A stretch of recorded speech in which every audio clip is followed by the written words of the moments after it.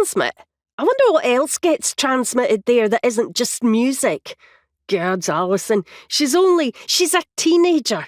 You'll have to accept that soon.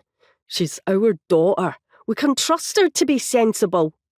I can't trust her to do her own washing or bring the mugs down from her room.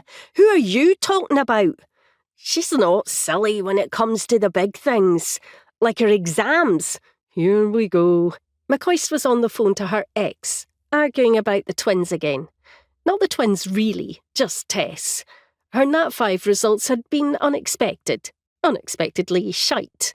A good slip down from the prelim results. A sign of trouble, they both knew. But what to do about it, they couldn't agree on. And now she was whinging about going to Transmit Festival with her pals next week, and the tickets cost a lung and a pair of kidneys. So McCoist wanted to say no. But Mark questioned if that could seem like they were punishing her and could risk further alienating and so on and on. Soft touch. And you know what else there is at music festivals to go with the sex and rock and roll? Don't say it. Drugs. Stop.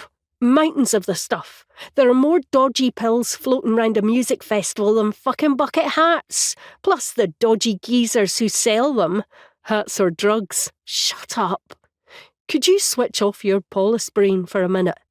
That's not Paulus brain. It's parent brain. You should get one. Nice. Very clever. Very grown up. The sight of the corpse stopped McCoist from saying something she regretted. I have to go, she said instead, hanging up, although she could still hear Mark speaking.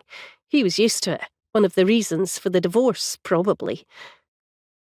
The body was on its back, lying in a gulch between the wall of a motorway slip road and the overgrown embankment beside it. A strip of torn fencing separated the two. Beyond a flattened hole in the fence, a path had been trod up the embankment over time.